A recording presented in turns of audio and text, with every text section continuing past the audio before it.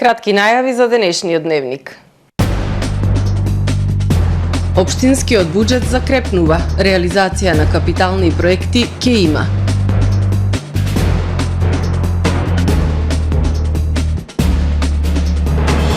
Две децении мамографија во Вевчани.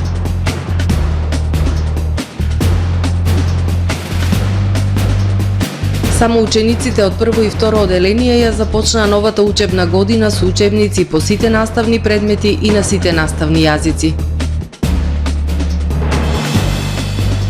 Започнуваат уписите за есенскиот циклус на програмата Полетарче. Една песна, една приказна. Традиционален годишен концерт на ансамбл Билјана. Со содржините на дневникот започнуваме по временската прогноза. Останете со нас. Трпе Инвест ви донесува метео на ТВМ.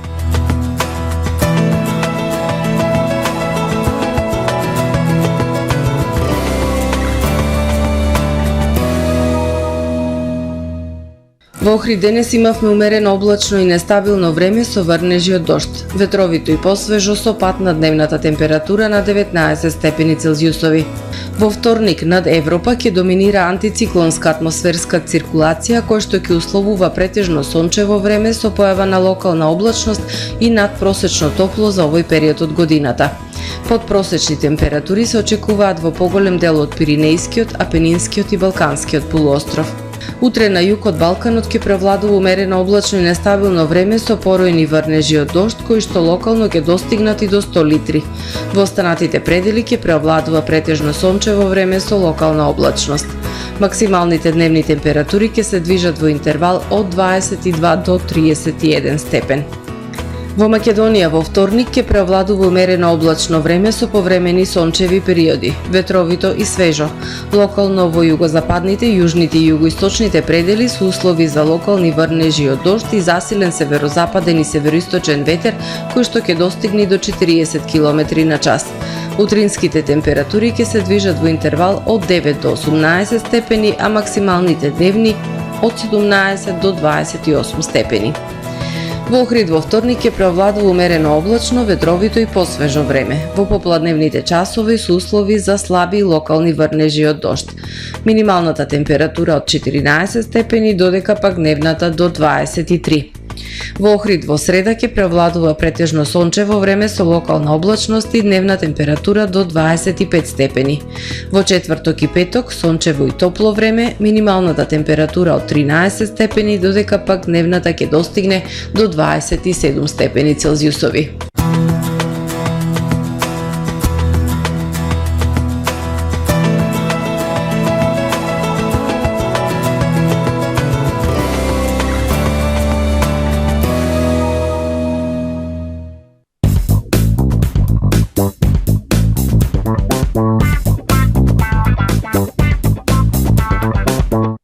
Добре дојдовте во светот на Кармен Бау Центар. Во беспрекорно уреден продажен простор, купувањето во еден Бау Центар никогаш не било попријатно. Со гордост ви го представуваме нашиот шоурум Мараци со најголем избор на плочки од Мараци и санитарија од светски познатите брендови Грое, Колпасан, Идеал Стандард, Рока, Унитас. На располагање ви е нашиот архитект кој ќе ви помогне во осмислување на вашиот проект. Располагаме со најбогатата палета на ламинат во државава. Одберете од 100 различни дизајни на Swiss Chrono. Покрај стандардниот избор на фасадните системи Knauf и Бекамент, ви нудиме богат избор на професионален алат на реномираните производители Bosch и Divol. Кармен Бау Центар на улица Железничка. Ова лето, сладко лето охридско со плазма.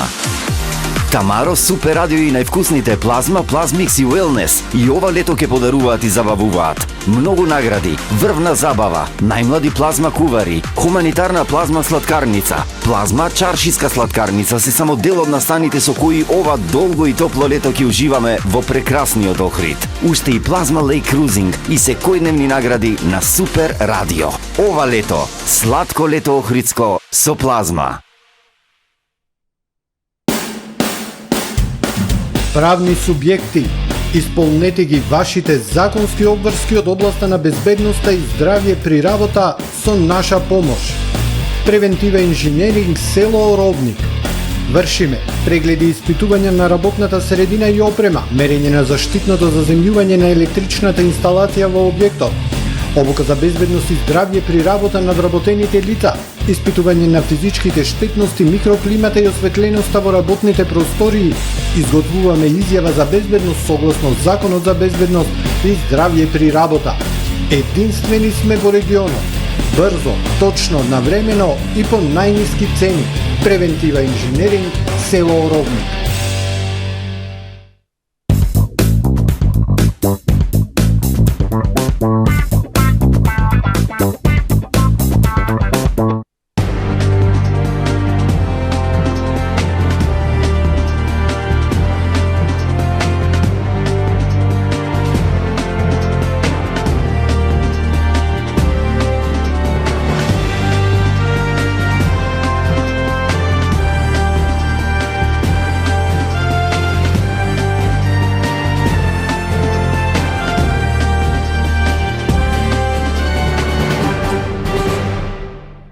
Добар ден. Прво издание на Дневникот на ТВМ.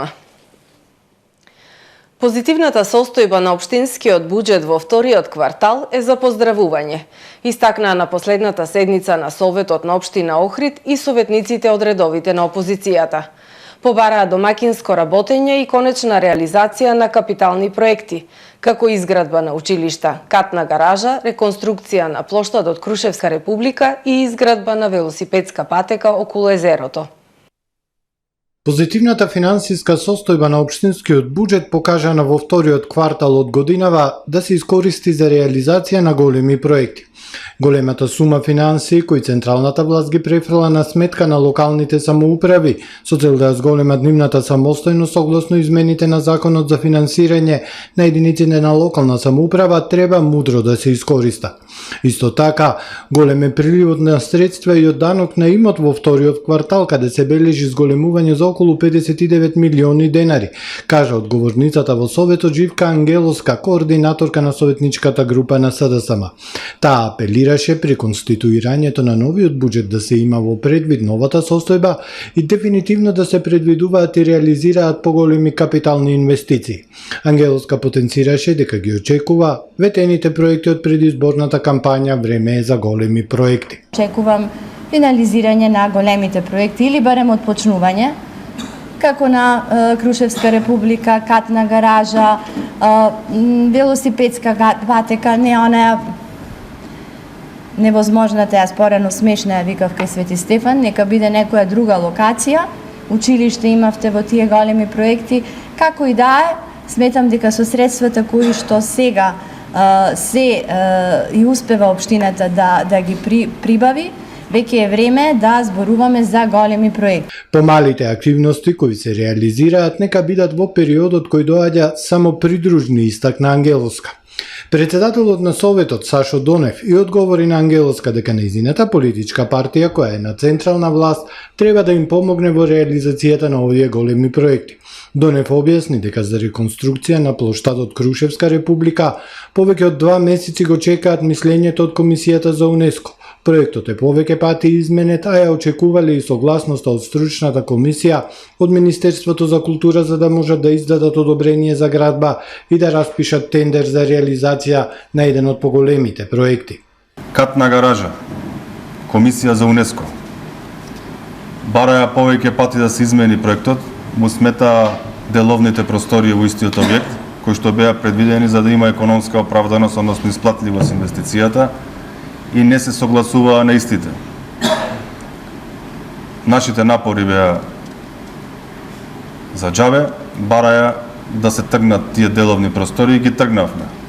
Се уште чекаме мислење од Комисијата за УНЕСКО. Што се однесува до проектот за канализација во Трпејца, информираше Донев, проект на кој се чекало 30 години. Обезбедени се средства од централната власт, а дополнителни средства ќе бидат обезбедени со буџетот за 2024 година и тие градежни активности од локалната се надеваат дека ќе ги изведуваат преку јавното предпријатие Нискоградба, но се чека одобрение од Министерството за животна средина и просторно планирање.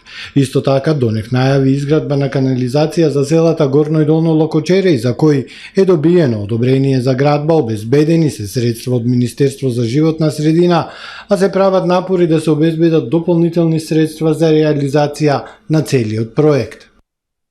Зголемен бројот на заболени од карцином на дојка во југозападниот регион во земјава. Најмладата пациентка со дијагностициран рак на дојка има само 27 години, а најстарата 84 години. Ова се дел од податоците од здравствениот дом Вевчани, каде точно пред 20 години е направена првата мамографија во југозападниот регион. Расте бројот на откриени карциноми на дојка во југозападниот регион во земјава. Загрижува тоа што се намалува и старосната граница. Болеста се појавува кај се помладата популација. Најмладата пациентка со дијагностициран рак на дојка има само 27 години, а најстарата 84. Само од јануари до јули годинава откриени се карциноми на дојка кај 5 жени во возрастната група од 30 до 40 години. Ова се податоците од здравствениот дом Бевчани, каде точно пред 20 години е направена првата мамографија во југозападниот регион во земјава. Се зголемува бројката на заболени, за жал, од карцином на дојка. Првите почетоци, може би имавме некоја старосна граница 55-60 години. Со тек на како што врвеа годините, дали 5-10, таа граница за жал се намалуват и да не речам сега, имаме веќе карциноми од 30 до 40 години на возраст. За подобрување на услугите, во здравствениот дом во Вевчани потребна е набавка на нов мамограф и ехоапарат, бидејќи апаратурата е иста и се користи веќе 2 децении. Нашите апарати, кога почнавме да работиме, беа нови, ехоапаратот и мамографот, но со тек на време, сепак тие ние ги одржуваме, али сепак треба да се донесат нови апарати. Сепак услугата, односно квалитетот, и работата на мојата екипа е на завидно ниво, но сепак апаратурата, мауматот и ехото апаратот треба да се донесат нови. Првата година имало само 500 пациенти. За денес годишно да се прават по 1500 мамографии, дополнително по 2 до 3000 ехо пригледи. Во изминативе 2 децении на одделот за радиологија поминале околу 50.000 пациенти, а откриени се над 1000 карциноми. Според лекарите, редовните прегледи се најдобрата превентива. Откривањето на болеста во почетен стадиум е основниот предуслов за успешно справување со болеста. Само учениците од прво и второ оделение ја започнаа новата учебна година со учебници по сите наставни предмети и на сите наставни јазици. Информира денеска на пресконференција председателката на Комисијата за спречување и заштита од дискриминација Весна Бендевска. Согласно препораката на Комисијата за заштита од дискриминација, Министерството за образование и наука требаше да обезбеди учебници по сите наставни предмети и на сите јазици на кои се извршува наставата во основното образование пред почетокот на учебната 2023-2024 година. Заради законската обврска да го следи спроведувањето на оваа препорака, Комисијата побарала од МОН најдоцна до 31 август да достави писмен извештај за состојбата со обезбедувањето на учебниците по секој предмет поединечно со забелешка за статусот на секој учебник, информира денеска на пресконференција председателката на Комисијата за заштита од дискриминација Весна Бендевска. Од вкупно 126 учебници, потребни за сите задолжителни изборни предмети во 9 годишното основно образование, на почетокот на оваа школска година, МОН не обезбедило 43 учебници, односно не достигаат 34% од учебниците. Само учениците од прво и второ оделение ќе имаат учебници по сите наставни предмети на сите наставни јазици. За другите оделенија учебниците или се во некаква фаза на одобрување или во фаза на печатање, преведување и дистрибуција, што МОН во документот вели дека учебникот е во завршна фаза, посочи Бендевска. Комисијата за спречување и заштита од дискриминација утврдила дека МОН не ја отстраниле констатираната повреда на правото на еднаков пристап до квалитетно образование на поголема популација ученици од основното образование во зададениот рок, што било нивна законска обврска. Црвен крст Охрид започна со уписи за есенскиот циклус за програмата Полетарче за дечиња од 3 до 5 години. Детални информации за оваа програма заинтересираните родители ќе можат да добијат на отворениот ден кој ќе се реализира на 11 септември, понеделник, од 18 часот во просториите на Црвен крст Охрид. Црвен крст Охрид започнува со уписи за есенскиот циклус на програмата Полетарче, преку кој деца на возраст од 3 до 5 години, преку игра, забава и дружење, ќе ја развиваат и јакнат самодовербата, ќе стекнуваат вештини важни за успешно извршување на училишните задачи преку креативни вежби за броење, помнење и концентрација, вежби за размислување, вежби на графомоторика, вежби на фина моторика, вежби за осознавање и разбирање на просторните и временските односи, вежби за говорот и речникот, јазична и математичка писменост, социоемоционални вежби, вежби за насочување и одржување на вниманието и друго. Вежбите се приспособени на возраста на детето и преку нив детето станува свесно за своите способности, се поддржува да не се откажува при правењето грешки и да има храброст да биде креативно. Планирани се и најразлични теренски работилници на кои дечињата ќе се запознаат со многу корисни спортски содржини, со училишното обкружување и снаоѓање во сообраќајот и друго. Есенскиот циклус од програмата трае 3 месеци со изведување на вкупно 12 часови, по 1 час неделно во траење од 45 минути. Сите заинтересирани родители можат да се информираат на телефоните 046 261 909 или 072 246 175 и на имейл ohrid@redcross.org.mk или во просториите на Црвен крст Охрид, започнувајќи од денес, 4 септември, секој работен ден од 8 до 16 часот. А детални информации за оваа програма заинтересираните ќе можат да добијат на отворениот ден на програмата Полетарче, кој ќе се реализира на 11 септември, понеделник, од 18 часот во просториите на Црвен крст Охрид. Традиционален годишен концерт на ансамбл Билјана, Охридска визита, една песна, една приказна. По 11 пат во предворието на Катедралната црква Света Софија, утре, 5 септември, со почеток во 20 часот, ќе се одржи традиционалниот годишен концерт на ансамбл Билјана. Оваа година самиот настан има еден малку поинаков концепт – една песна, една приказна. На самиот концерт ќе бидат представени неколку приказни за Охрид и неговата музичка историја. Наратор на настанот ќе биде професор Валентина Божиновска.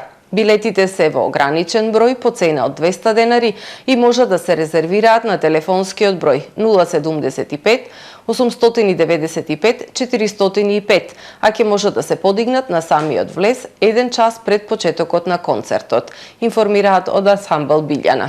Гости на настанот ќе бидат Мартина Максимовска и професор Мухамед Бајрам. Во продолжение да ги погледнеме и вестите од светот.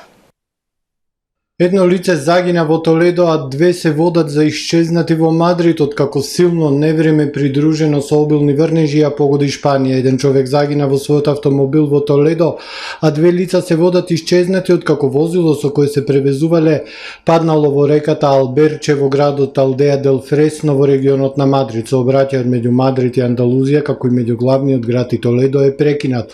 Минатата ноќ околу 5000 луѓе се собраа во Солун на протести против новите лични карти кои ќе бидат воведени подоцна овој месец, соопшти полицијата, објавија грчките медиуми. Носејќи грчки знамиња и транспаренти, демонстрантите се собираа извикувајќи слогани и пејќи ја националната химна. Новите електронски лични карти ќе ги заменат сегашните грчки лични карти и ќе ги содржат истите информации како име и презиме, име на родител, адреса и висина.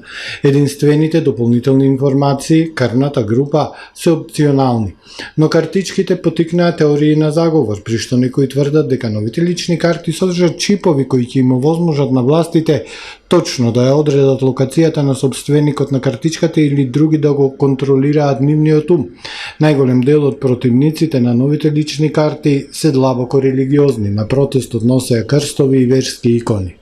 Нобеловата фондација на 2 септември ја повлече поканата до представниците на Русија, Белорусија и Иран да присуствуваат на годинешното доделување на Нобеловата награда во Стокхолм, признавајќи дека претходната одлука за упатување на поканата предизвикала негативни реакции, пишуваат светските медиуми. Нобеловата фондација, која ја организира годинешната церемонија на Нобеловата награда и банкет во Стокхолм, одлучи да не ги покани рускиот и белорускиот амбасадор на церемонијата на доделувањето во 2022-та поради војната во Украина, посочува весникот, додавајќи дека истата одлука била донесена во врска со иранскиот пратеник поради задушувањето на протестите во земјата.